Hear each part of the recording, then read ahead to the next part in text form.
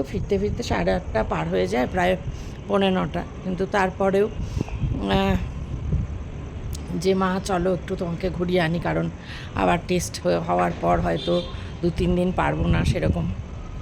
বলেছিলাম বন্ধুরা তোমাদের যে মেয়ে অফিস থেকে ফিরলে বেরোবো, কিন্তু মেয়ে প্রচণ্ড মাথা যন্ত্রণা, আজকে প্রচণ্ড চাপ গেছে, তাই জন্য আর বেরোচ্ছি না।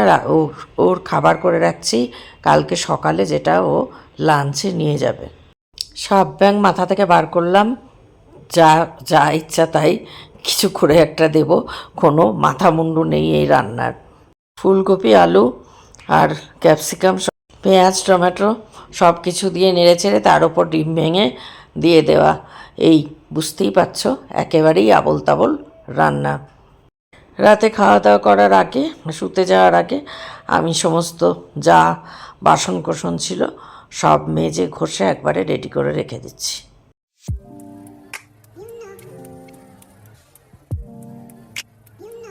শুভ সন্ধ্যা বন্ধুরা, কেমন আছো সবাই? আশা করি সবাই সুস্থ আছো, ভালো আছো, আর যে যেখানে আছো ঈশ্বরের কৃপায় নিরাপদে আছো, মঙ্গলে আছো। ব্লগটা আজকের এখন শুরু করলাম। আজকে হচ্ছে 12ই ফেব্রুয়ারি, তাই তো? 12ই ফেব্রুয়ারি আর বুধবার। আর এখন বাজলো একদম সন্ধ্যা 6:40। মনে হলো একটুখানি ছাদে আসি, ব্লগটা এখন এই সময় শুরু করি।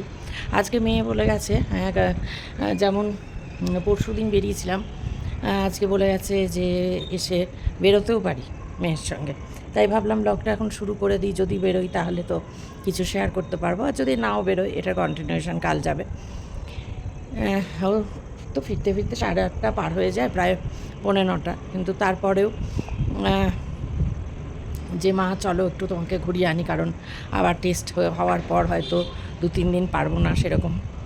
তো সেই জন্য যে একটু কাছাকাছি, আজকে হাঁটা রাস্তা না, সেদিন হাঁটা রাস্তায় গেছিলাম, আজকে গেলে হয়তো অটো নিতে হবে। তো দেখা যাক, আসুক, তারপর যদি ওর মানে শরীর চলে তাহলে বলেছে বেরোবে, যে এবার ওর শরীর চললে অবশ্যই তো বেরোতে। এর আগের বার এসে টেসে না বেরোতে টেরোতে আমার ইচ্ছেও করতো না, কিন্তু কালকে যেমন, কাল তো না পরশু দিন যেমন বললাম চল বেরোবি, তো দেরিতেই বেরোলাম, 8:30 9:30 বাজে প্রায়, তখন বেরিয়েছি। তো আজকেও সেরকম 9টার পর বেরোলে, এখানে তো ধরো এমনিতে বেরিয়ে রাতে বেরোলে তো কোনো অসুবিধা নেই, যে 9টা বা 9:30 বেরোলাম কোনো অসুবিধা আছে সেসব নেই। তাই বলছিল যে মা মুভি দেখতে যেতে পারি, একটাই প্রবলেম হয় মুভি দেখতে গেলে, যে ধরো রাতে শুরু হয় তো ধরো 10টা থেকে শুরু হলো, এবার যখন শেষ হবে তখন মাঝে মাঝে ক্যাব পাওয়ার একটু অসুবিধা হয়। তো সে মুভি দেখতে যাবো কিনা মানে ঠিক নেই, কী মুভি আছে তাও আমি জিজ্ঞেস করলাম যে কিছু আছে দেখার মতন, তো বললো যে হ্যাঁ থাকবে কিছু না কিছু। তো যাই হোক, কিন্তু এটাই, ক্যাব না পেলে আমার মতো মানুষ তো অসুবিধায় পড়বে। তো ইউজুয়ালি নিজস্ব ভেহিকেল থাকলেই লোকে বাইরে বেরোতে পারে, এখানে রাত্রিরে যেতে পারে। আর ও স্কুটি চালায় ঠিকই, কিন্তু খুব বেশি দূরে যায় না, ওই এরিয়া মোটামুটি এর মধ্যেই থাকে, দোকান বাজার যদি যায় বা টুকটাক তখনই স্কুটি নিয়ে বেরোয়, খুব দূরে যায় না। অফিস তো ক্যাবেই যায় আসে, হ্যাঁ। আর যদি দূরে যায় বন্ধুদের সঙ্গে ইয়ে করে তখন ক্যাব বুক করেই যায় রাতে হলে, আর দিনের বেলা হলে হয় অটোতে যায় বা র্যাপিডোতে যায়, যখন যেমন। তো ওই যদি বেরোই, দেখো এখানে মানে এত সুন্দর পরিবেশটা, এই পরিবেশটা তো পাবো না আর কিছুদিন পর।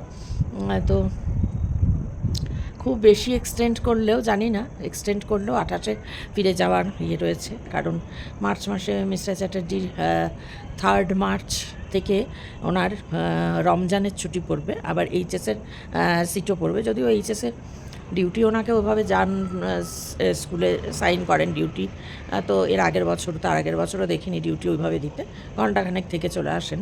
কিন্তু যেহেতু ছুটি পড়বে রমজানের, তো জানোই তোমরা যে ছুটির আগের দিন সাইন না করলে, এই যে ছুটিটা এখন নিয়েছেন এইটার সঙ্গে ওই ছুটিটা, রমজানের 1 মাস ছুটি থাকে, ওই ছুটিটা পুরো ঢুকে যাবে, পুরোটাই তাহলে ছুটি চলে যাবে। এমনিতেই তো ওনার ছুটি অনেক কম, কারণ প্রচুর ছুটি নিয়েছেন ওনার নানান, যখন ওনার যে সমস্ত রোগ হয়েছে তার কারণে, মানে ওনার রোগ হয়েছে বলতে সাইকিয়াট্রিক ব্যাপারেই মাঝে মাঝেই তো যেতে পারেননি, যান না, তো প্রচুর ছুটি চলে গেছে, ছুটি সেভাবে নেই।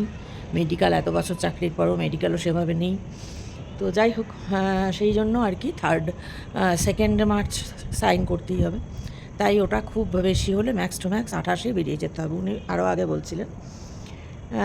একটু ভাবছিলাম, এবার আমার বহুদিনের শখ ছিল জানো, উটি বেড়াতে যাওয়ার। পাহাড়ি জায়গা যদিও, মেয়ে বলে মা শ্বাসকষ্ট হবে কি, অসুবিধা হবে, কিন্তু তবুও শখ ছিল, মানে সেই অনেক ছোটোবেলার, মানে যখন সেই মিঠুনের সিনেমা ডিস্কো ড্যান্সার, সেই সময় তো স্কুল পড়ুয়া।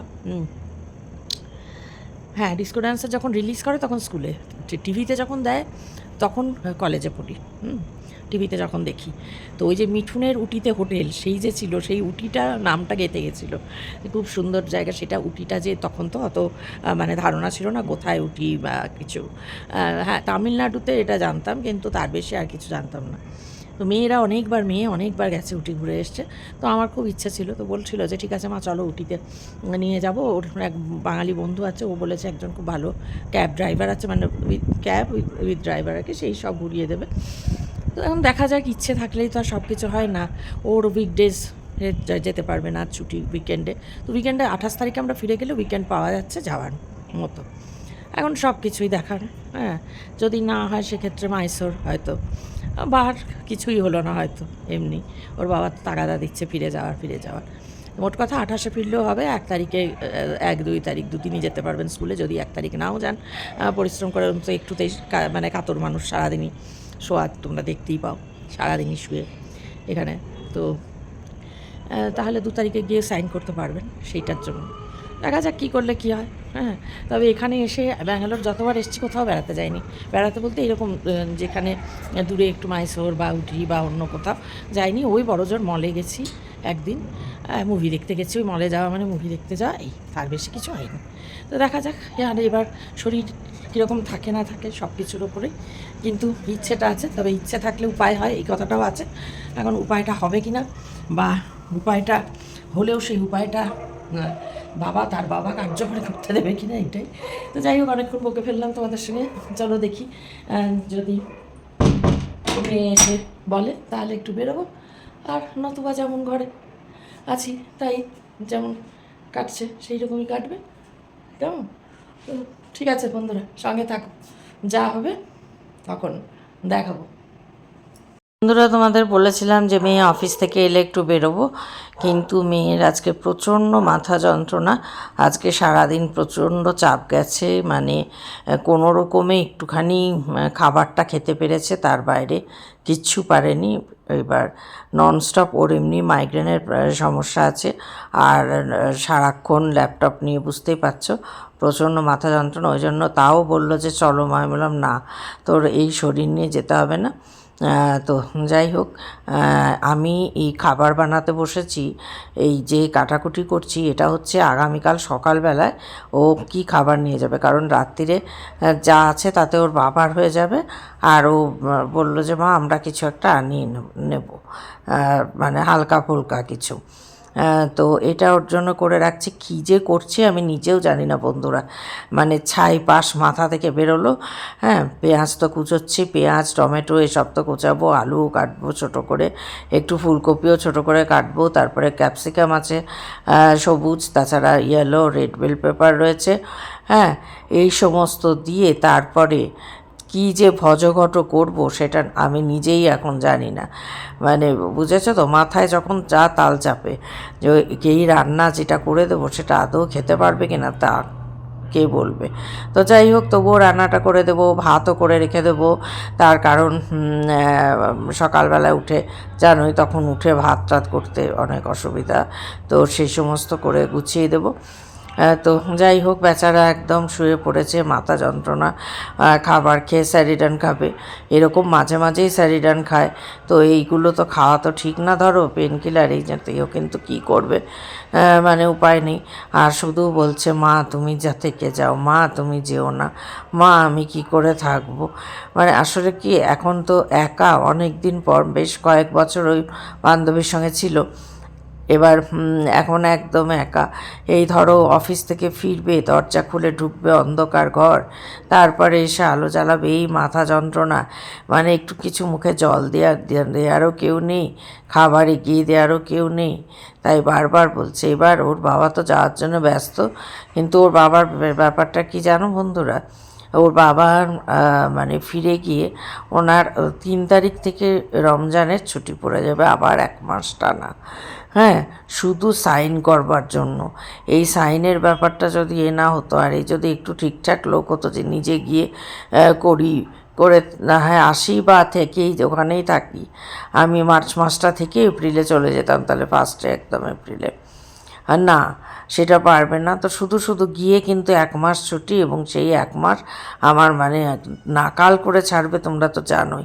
এখানে যেহেতু বাড়ির মধ্যে রয়েছে বলে, এখানে যে করছে যা করছে তোমাদেরকে তো বলছি, তাহলে বাড়িতে গিয়ে কী হবে।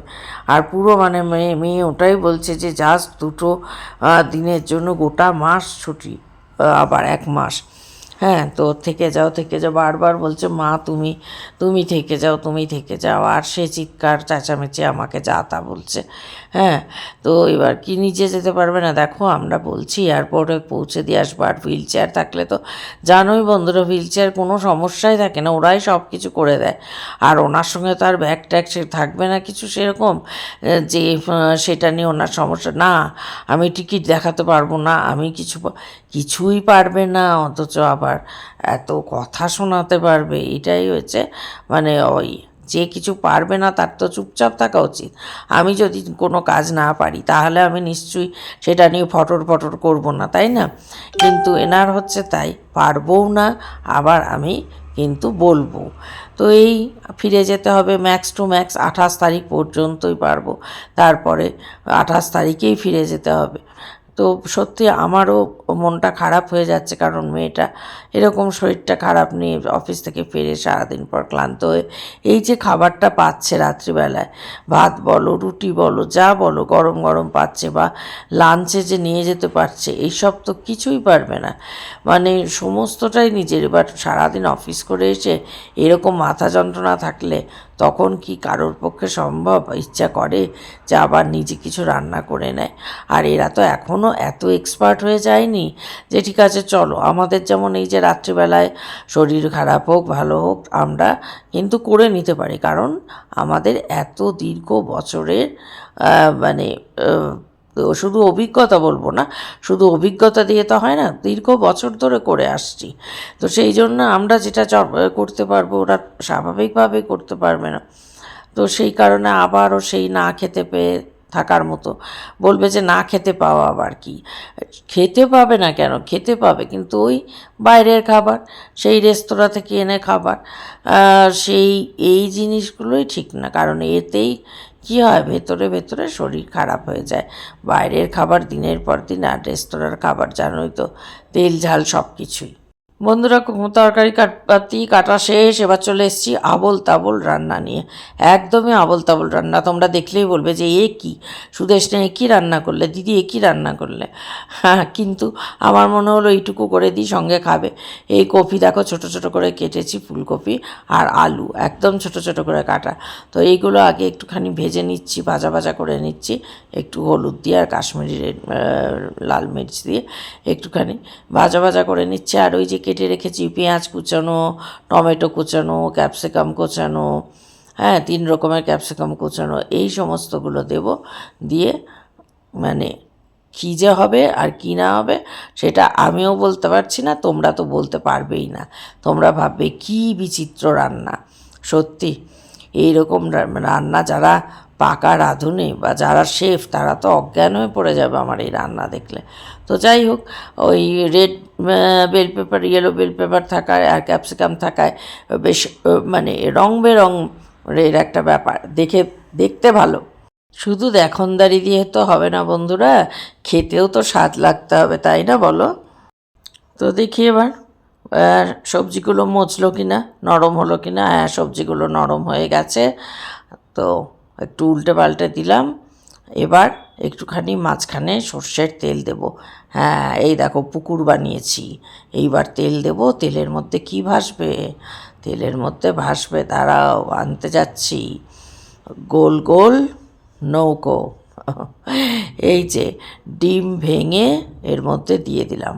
বললাম না আবোল তাবোল রান্না, তার কোনো মাথা মুন্ডু নেই। জানি না মেয়ে খেয়ে কী বলবে যে কেমন হয়েছে। একটু নুন আর গোলমরিচও দিয়ে দিলাম। আচ্ছা, তারপর তো দিলাম তো বটেই, কিন্তু ওই যে বলছি, যখন কালকে লাঞ্চে মেয়ে খাবে তখন মেয়ের যে কী অবস্থা দাঁড়াবে। মেয়ে বলবে বাড়ি এসে, বোধহয় মা এক্সপেরিমেন্ট করবার জন্য তুমি আমাকেই বেছে নিলে, গিনিপিগ বানালে আমাকেই। জানি না মাথায় এলো কী করে দেবো এখন। আর কি মানে তরকারি করব বা কি করব? ভাতটা নিয়ে গেলে কি পেট ভরা থাকে। হ্যাঁ, চাউটাও করে দিতে পারতাম, এইগুলো তো কাটলাম, এতে তো চাও হয়ে যেতে পারতো, কিন্তু সেটা আর করা হলো না। যাই হোক, ডাল আছে, ডাল দেব, ভাত করে দেব, আর এই এটার নাম এই হজবরল, এই হজবরলটা দেব। গিয়ে পেটটা তো কিছুটা তো ভরবে, তার কারণ কাজের চাপে তখন বেরিয়ে খাবার সময় পাবে না। টিফিনটা কাছে থাকলে কি হয়, যতই হোক পেটটা ভরবে। এই দেখো সেই কিউবের বাটার দিয়ে দিলাম। মানে কি না দিলাম এতে আমি, এ থেকে জেড পর্যন্ত, মানে মানে যতগুলো ওয়ার্ড হয় সব কিছু দিয়ে দিলাম। মানে কি আর বলবো, মানে আর অসাধারণ অসাধারণ টেস্ট হবে। সব রান্না বান্না খাওয়া দাওয়ার পাট চুকে গেছে বন্ধুরা। এবার বাসন কাটা মেজে নিতে এসেছি, বাসন কাটা মেজে এইবার আমি শোবো গিয়ে। তো এই বাসন মাজার সঙ্গে সঙ্গেই আজকের এই ছোট্ট একটা ব্লগ শেষ করে দিলাম। হ্যাঁ, মাথা মুন্ডুহীন রান্না, মাথা মুন্ডুহীন ব্লগ শেষ করলাম।